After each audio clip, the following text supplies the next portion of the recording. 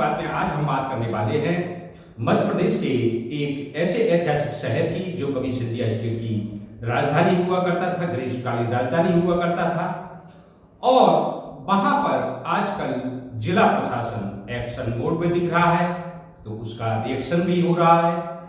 Reaction ये कि जहां अवैध कॉलोनाइजरों के बीच संशय का वातावरण है, उनमें दहशत है, तो वहीं दूसरी ओर जिन लोगों पर बरसाती नालों को अवरुद्ध करने या अतिक्रमण करके नालों को अवरुद्ध करने के सवाल उठते थे, खासकर यातायात व्यवस्था हो या फिर अवैध कॉलोनी और अवैध कब्जों को लेकर, निश्चित ही संदेश स्पष्ट है, नापजोख की जा रही है और जल्द ही रिपोर्ट आने के बाद कार्रवाई भी की जाएगी। यह सही है, जैसा कि सूबा सदर ने भी स्पष्ट किया है कि किसी निर्दोष को परेशान नहीं होने दिया जाएगा। तो वहीं जो बरसाती नालों को अवरुद्ध करने के दोषी हैं, उन्हें किसी भी हालत में छोड़ा नहीं जाएगा। इन्हीं कुछ बातों को लेकर जब हमने आईएएस रविंद्र कुमार चौधरी से बात की तो उन्होंने क्या कहा, आइए हम आपको दिखाते हैं। कलेक्टर साहब, अभी जैसे कि बारिश को मद्देनज़र रखते हुए नगर पालिका एक्टिव हुई है, आपने निर्देश दिए हैं कि व्यवस्थाएं ऐसी चाक चौबंद की जाएं कि जिससे बारिश के दौरान जो विगत वर्षों में स्थितियां बनी वो ना बने। तो एक्चुअल में उसके पीछे थीम क्या है आपकी? देखिए, जैसा आपने स्वतः बोला जी, तो जवाब भी इसी में छुपा हुआ है। पिछले साल भी हमारे बहुत बड़े क्षेत्र में नगर पालिका में बारिश का पानी गया और लोग हलाकान परेशान हुए, घरों में पानी घुसे और हजारों के तादाद में मैं बोलूँगा कि जो हजारों घरों में पानी गया अलग अलग क्षेत्रों।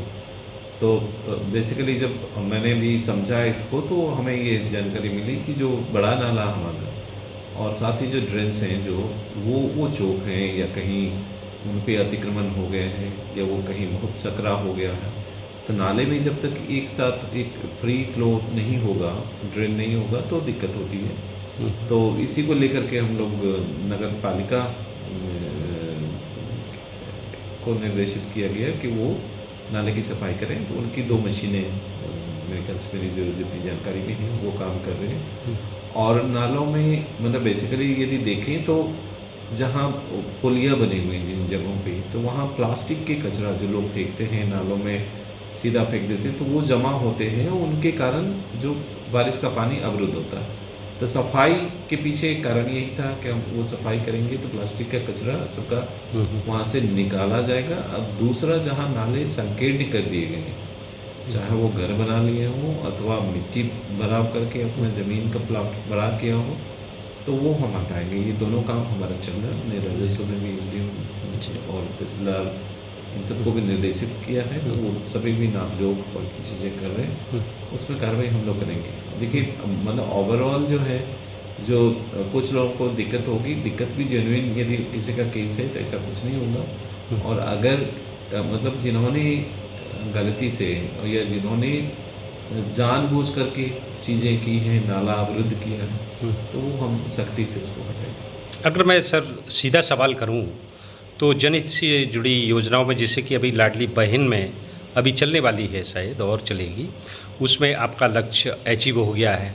और जो मूल फोकस आपने अभी जो बना रखा है स्वच्छता को लेकर, शहर के ड्रेनेज सिस्टम को लेकर कि बारिश का पानी ठीक से निकल जाए, और दूसरी जो आवेदन आप तक पहुंचते हैं उन पर सीधे और कम समय में कार्रवाई हो जाए, तो इसके लिए सर आपने क्या प्लानिंग की है? देखिए, ये तो नॉर्मली ये रूटीन का है कि हमें मतलब जो शासन की स्कीम्स को इम्प्लीमेंट करने के साथ साथ ही जो आम लोगों की जो तकलीफ़ लेकर के दूर दराज से भी आते हैं, तो उनको हम संजीदा होकर के हम सुने और उनमें जितना यथासंभव उनका काम हो और समय सीमा हो। कई बार काम में जो राजस्व के रहते हैं उसमें देर लगने की भी संभावना रहती है, लेकिन कई काम होता है जो सीधा हम लोग कर सकते हैं और उसको हम लोग कराते भी हैं, करते भी हैं। मैं व्यक्तिगत तौर से भी मैं उस चीज़ की मॉनिटरिंग करता हूँ। और जो बाकी जो देखेंगे लाडली बहना में तो 2,42,000 हमारा टारगेट था, तो 260 से क्रॉस कर चुके हैं और उसमें अभी और 30+ तक तो हो ही रहे हैं। कुछ लोग जो छोटे हैं उनके होंगे। सहारिया परिवारों के भी EKYC हो रहे हैं, तो वो उनमें भी यदि कोई छूटे हैं तो हमने दोबारा बोला कि सहारिया में भी यदि कोई इस तरह के छूटे हैं तो उनको भी इसमें रजिस्टर कर दें। तो वो ये 2 चीज़ें हैं जो इसमें हम लोग कर रहे हैं। आगे जैसा जैसा शासन के निर्देश होंगे उस अनुरूप हम लोग इसमें करेंगे। और जो आम लोगों से जुड़े जो भी स्कीम है उस वो स्कीम मेरी प्राथमिकता में है, उस पर मैं ज़रूर काम करूँगा। Ji ji ji, thank you sir, thank you. Okay. निश्चित ही रविंद्र कुमार चौधरी धीर गंभीर हैं और समस्या समाधान को लेकर काफी संजीदा भी वह बने रहते हैं। जैसा कि उन्होंने कहा भी कि चाहे वह कल्याणकारी जन कल्याणकारी योजना हो या फिर शासन से मिले आदेश निर्देशों की बात हो, वह गंभीर रहते हैं, जवाबदेही को समझते हैं और यही संदेश उन्होंने अपनी मशीनरी, उनके अधीनस्थ कार्य करने वालों को भी स्पष्ट कर रखा है। तो साथियों, आपने देखा, ये थी हमारी आपकी बात। आपकी ही बात में फिर हम किसी नए विषय और नई शख्सियत के साथ आपके साथ होंगे। तब तक के लिए BS बुल्ले का नमस्कार। विलेज टाइम्स का कार्यक्रम आपकी बात BS बुल्ले के साथ आपकी बात कहने संपर्क करें।